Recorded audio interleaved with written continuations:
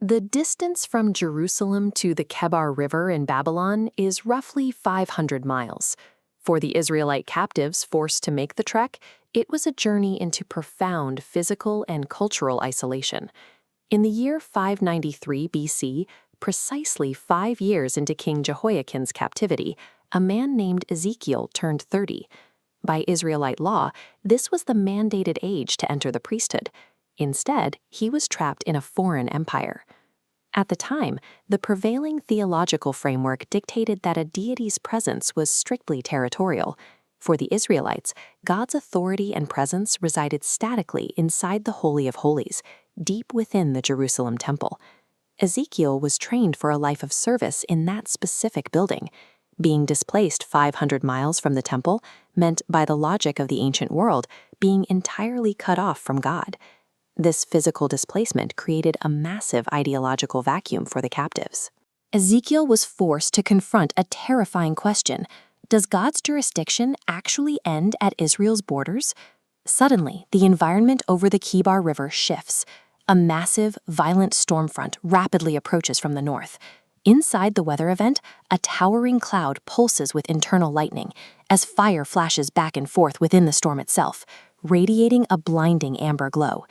In ancient Near Eastern literature, this specific storm imagery signals a theophany. A theophany is a visible, raw manifestation of divine power to a human being, and it usually indicates approaching judgment.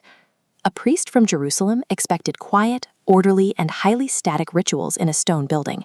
This storm is the exact opposite. It is chaotic, violent, and completely uncontrolled. The arrival of this terrifying whirlwind shatters the expectation of a localized, static deity.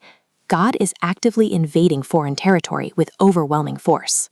Out of the center of the fiery whirlwind step 4 living creatures. Later texts identify them as cherubim.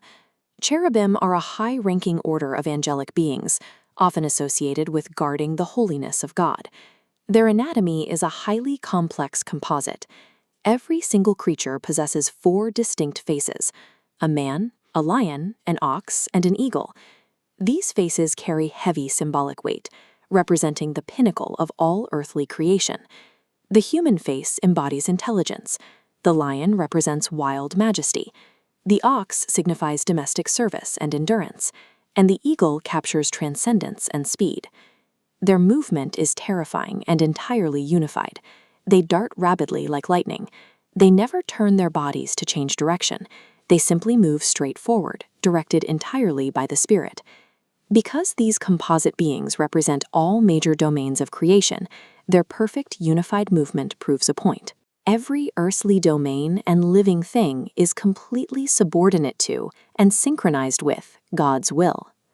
Beside the creatures are massive, mind-bending mechanical structures. They operate as complex, intersecting gyroscopes, described in the text as a wheel within a wheel. A startling detail emerges on the massive outer rims. They are completely covered in unblinking eyes. These eyes symbolize absolute divine omniscience. Omniscience is the state of possessing complete, exhaustive knowledge. It means God has total, inescapable awareness of all events and all nations on earth simultaneously. The wheels and the cherubim move in instantaneous, perfect synchronization. The same spirit that directs the biological creatures also governs the mechanical elements. By forming the base of God's war chariot, these wheels reveal that he is fully mobile, sovereign over the Babylonian Empire, and no longer tethered to a single building in Jerusalem. Ezekiel's gaze is drawn vertically, past the beating wings of the cherubim, to a terrifying, glittering expanse. The text calls it a firmament, a solid structural barrier that separates realms, and it resembles dazzling crystal or ice. Resting precisely above this firmament is a radiant, majestic throne. It appears to be carved entirely from solid sapphire. Seated upon the sapphire is an entity possessing the likeness of a man. From the waist up and the waist down, the figure radiates a fierce, consuming fire. This is an anthropomorphic description. Anthropomorphic means attributing human characteristics or form to a non-human entity. It bridges the gap between God's unapproachable holiness and human perception, while laying the precise groundwork for future messianic prophecies involving a divine Son of Man. Then, cutting through the overwhelming elements of fire, lightning, and severe judgment, a brilliant rainbow appears, completely encircling the throne.